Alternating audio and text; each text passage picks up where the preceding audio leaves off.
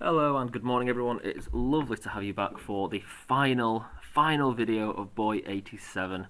I hope you've all thoroughly enjoyed the book up to this point. There's only a couple of chapters left to go and that's all I'm going to do today. I'm just going to sit and read them to you. I'm recording a video for the first time actually in school today. All the other ones have been from my home. But today it is just sit back and listen, or you can follow along in the book if you prefer, to me reading the last couple of chapters. Okay, here we go then. So for this one, obviously a bit of vocabulary there for you. A jetty is essentially where somebody has built something that goes out into the ocean. It means that you can get onto your boats a lot easier and go out and do fishing and things like that. So that's a small concrete jetty. A life jacket, I'm sure lots of us have seen one of those, and a small orange dinghy. That's essentially a rubber boat which inflates and keeps you afloat in the sea. Okay, off we go. Chapter 30, Near and Far. At dawn, I see what looks like a large town ahead.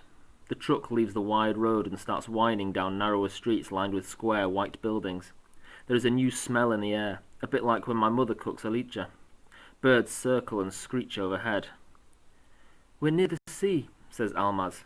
"You can smell the seaweed. It smells a little bit like cabbage." "How do you know?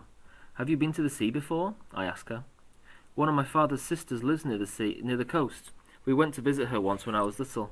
The water was warm and some people were swimming. I don't remember it very well, but I do remember the smell." I can tell that she's thinking about her parents. "England is an island, so we'll never be far from the sea there. Maybe we could go together," I say. The truck slows and pulls over at the side of the narrow road.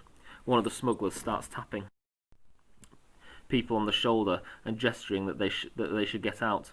He taps me and Almaz. Soon there are about 15 of us standing on the pavement, wrapping our arms around ourselves against the cold morning breeze. We follow the smuggler through the doors to one of the accommodation blocks and into a small room on the third floor. "Here you will wait for the boat," he says in English, "but first we'll check your money." As we sit on the floor, silent tears roll down Almaz's cheek. Her shoulders begin to shake, and through a sob she says, "How will Mum and Dad find me in England?" "You know the same phone numbers, so you'll be looking for the same people.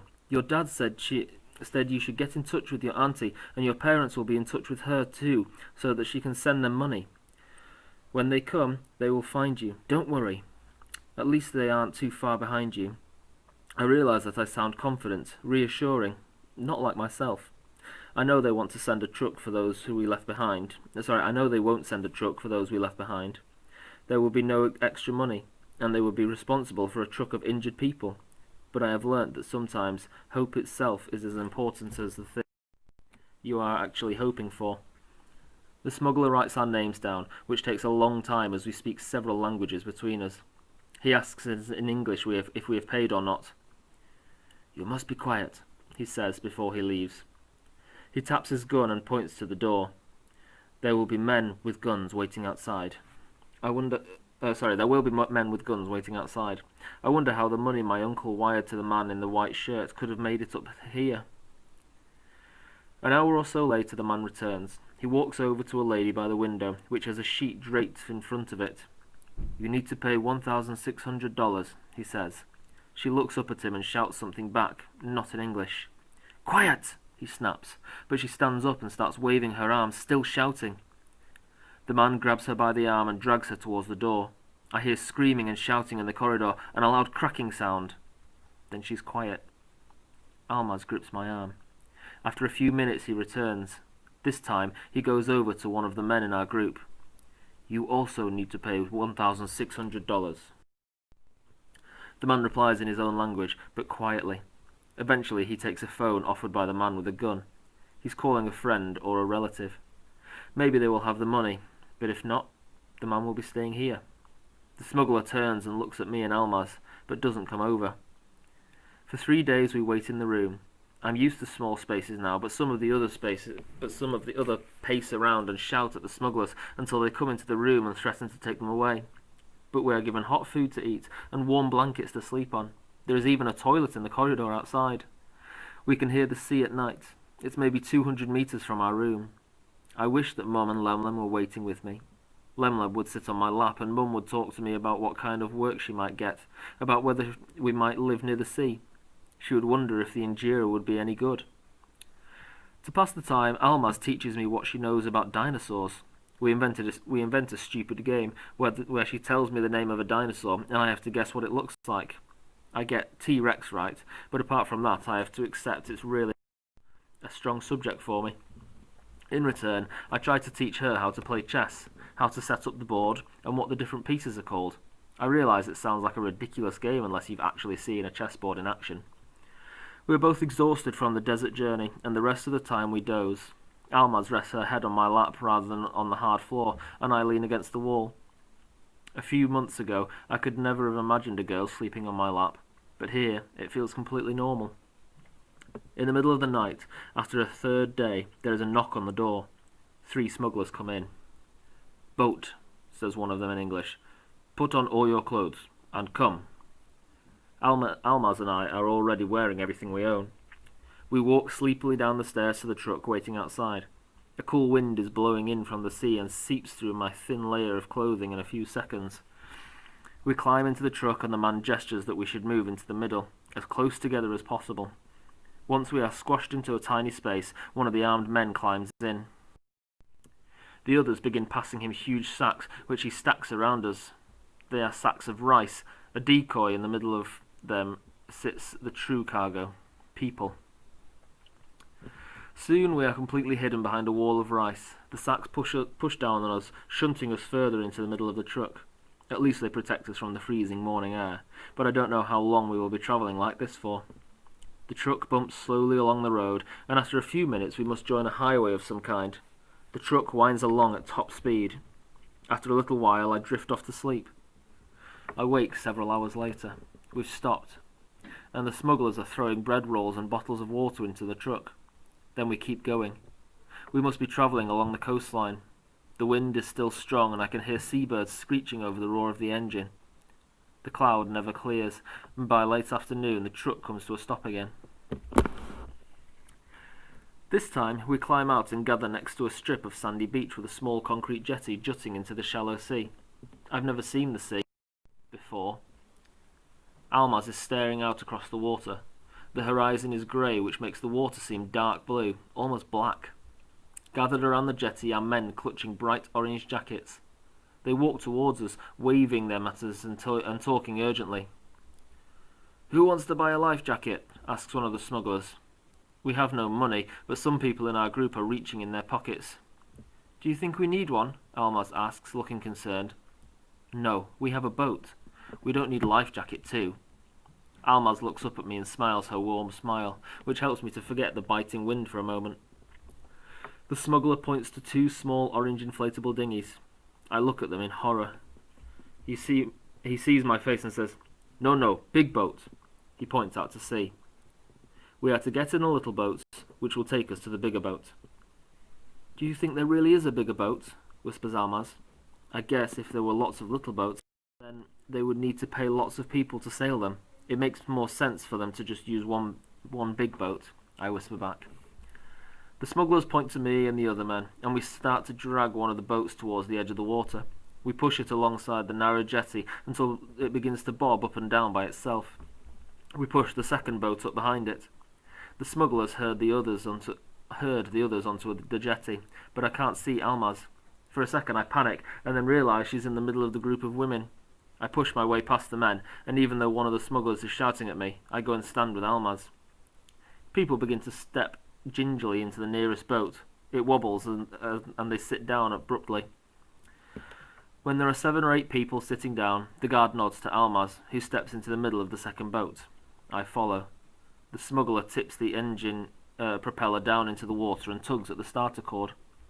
A high-pitched roar breaks the silence, and we steer slowly away from the jetty.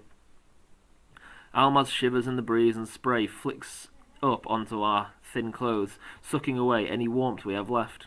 I put my arm around her shoulder, and it steadies us both as waves slam against the bottom of the boat. As we carve a path out to sea, I realise that I don't like being surrounded by water. It seems alive. It seems angry. After a few minutes, the smugglers at the back of the boat shout and point. In front, I see a large blue fishing boat bobbing on the water.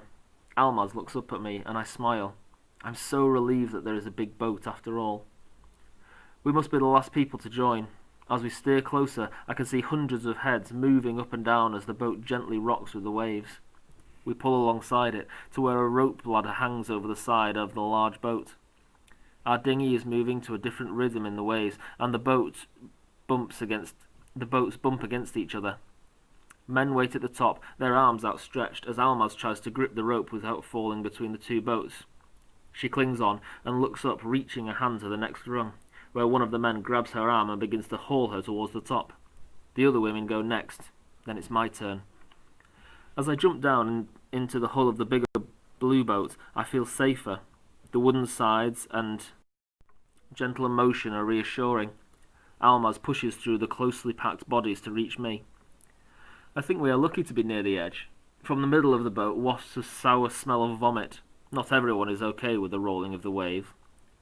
Lots of people are wearing the bright life jackets they were selling by the jetty. They look warmer than anyone else. There's no roof or shelter from the wind, and although it's not yet dusk, the clouds make it feel later. There is a grating vibration through the floor of the boat as they haul in the anchor. The boat spins around, and we start bumping through the waves towards Europe. Almaz and I have been thrown together once more with people we know nothing of. Only this time there has been no time to talk, no chance to learn anything of the lives that brought the others to share this boat with us. Are they scared too? There's no one to turn to for reassurance. Then, as I look up, I recognise the doctor separated from us by 2 or 3 rows of people. He must have stayed in a different safe house. "Hey, doctor!" I shout. The words leave my mouth before I have a chance to stop them. He turns around, as do many others, to see who is making the noise. He nods at me and shouts hello. It is a small thing, but I feel better, safer. I feel Almaz slip her hand inside mine. I feel a flicker of warmth as I realise that she has no doubts about me. She trusts me to look after her. We haven't been sailing for very long when the wind becomes much stronger and the clouds lower. The engine of the boat splutters and we ride the waves, struggling under its heavy load. I can hear the men steering the boat shouting to each other. The first few drops of rain begin to fall, and I put my arm around Almaz's shoulder. We're both shivering, our faces shiny, wet with spray and rainwater. I don't know if the sea is always this rough. I see my fear reflected in faces surrounding us. Okay, if you want to pause the video at this point and take a quick break, you're more than welcome to. If not, I will continue very soon.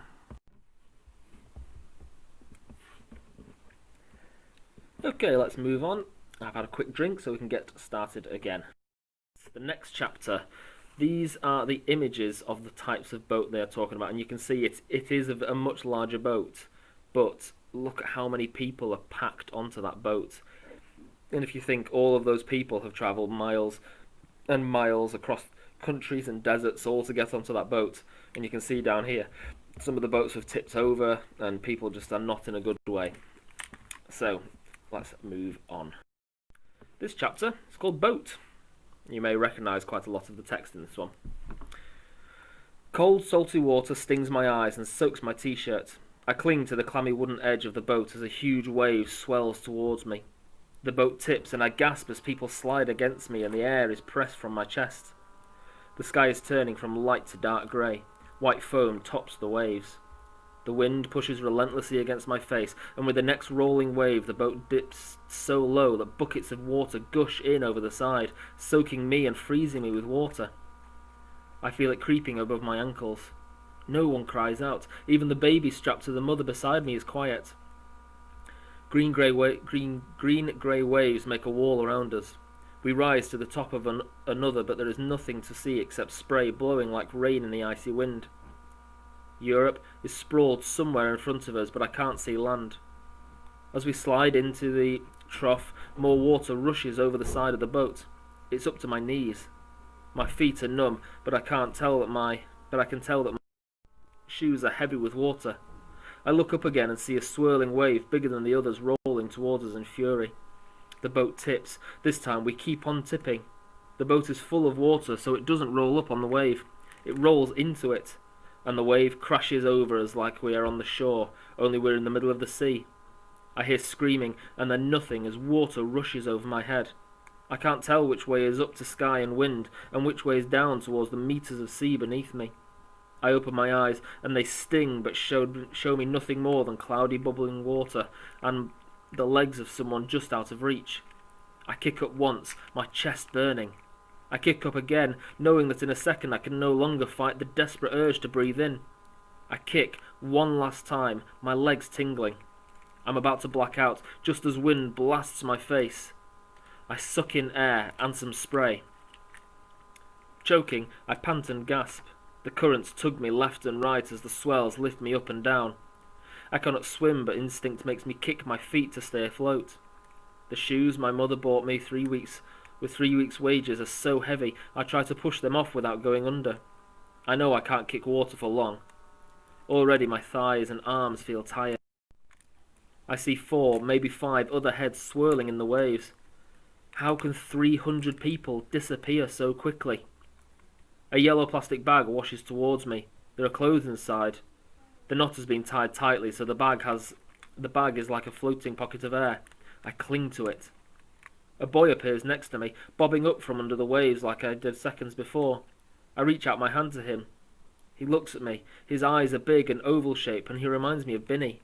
I reach my hand out to him again, and he tries to grab it, but instead sinks beneath the waves. He doesn't come back up. Who will come to save me? Who knows where I am apart from the others tossing and bobbing in the waves like me? What would Binny do now? As the next wave lifts me up, I see Almaz clinging to a yellow container. I lose sight of her in the spray, but the container is bright, and I fix my eyes on it with an absolute determination. Slowly, I kick my legs, which does nothing, but the waves are moving us together. As she drifts closer, she turns and sees me. She reaches out a hand. I stretch mine and grab her fingertips, then her wrist. We cling to each other, with the container and the bag to keep us afloat. Our lives depend on a plastic bag and a water container. Almaz's lips are blue and her hands keep slipping from the container. "Kick water!" I shout. I put my hands over the top of hers and press down. I become aware of a new sound over the roar of the wind and waves. It is coming from overhead. The sea around me flattens in a circle of white spray, as if pushed by a great wind from above. I look up and see an orange figure slicing through the sky towards me. Above the figure is a red and white helicopter, and above the figure a red and white helicopter hovers. I look down at Almaz, but she's no longer clinging to the yellow water container. I turn frantically around, the seawater streaming down my face. I cannot see her anywhere. Her hands must have slipped from beneath mine. My fingers are so numb I didn't notice. She's gone. I feel something touch my leg, and I plunge my hand beneath the waves, reaching my arm downwards. I grab some clothes and, with my muscles burning, pull upwards. There is an arm, and I tug it towards my chest, dragging the rest of my body with me to the surface. Almaz's whole face is bluish. The orange figure is next to me and clips something on me. Then they clip something to Almaz. We are flying up through the air towards the helicopter. The orange figure pats me on the back. We reach the helicopter's mouth and strong arms pull us in towards the centre. They strap me into a seat in the corner, then turn immediately to Almaz. One person holds her wrist, another sweeps their fingers inside her mouth. They place a mask over her nose and mouth. It's attached to a small bag, which one of them squeezes while the other presses down on the mask. Almaz coughs, and they push her to sit upright. She coughs more and some water comes out. They lay her on her side. Her eyes flicker open and they look at me, at my bare feet. I sit back in my seat and close my eyes as someone pushes a bottle of water into my hand. I can barely grip it. My body feels so heavy. My legs and arms ache as if they've been bruised all over, but I don't care. Almaz nearly sank beneath the waves, like so many others, but now she is lying here, next to me, alive. We have the chance for a second life. Inside my head, I carry the stories of what went before. Those stories are the threads which will tie me to another life. I'm still Schiff, but from now on, there will always be 2 parts to me. And that is the end of chapter 31 and the end of the book. I hope you all thoroughly enjoyed the book and really got to open your minds a little bit to the world around us. So yes, at the end, Shiv and Almaz have made it onto the helicopter, and that helicopter will likely take them to Europe where they can maybe start a new life together. You may see a lot in the news and what goes on about people coming to England to find refuge and to be safe from the life they had before and things like that. And it probably doesn't really seem like that big of a deal, but now that we've heard Shiv's story and the torment and the troubles that he went through to get to another country just so he could live a life where he wasn't chased by the military or put in prison for trying to leave the country or anything like that. So really fascinating to see and learn and find out about, and it really does help us to think about the wider world and the people around us. So if you did enjoy that book, please feel free to share it with somebody else. If you want to do a book review, if you want to do a piece of work on it, anything like that, please feel free. In the meantime, I hope that you are all going to have a wonderful summer holiday, ready for year 7, and please remember that you will never ever be forgotten by us, and we hope you have a wonderful, wonderful time. All the best. Bye bye.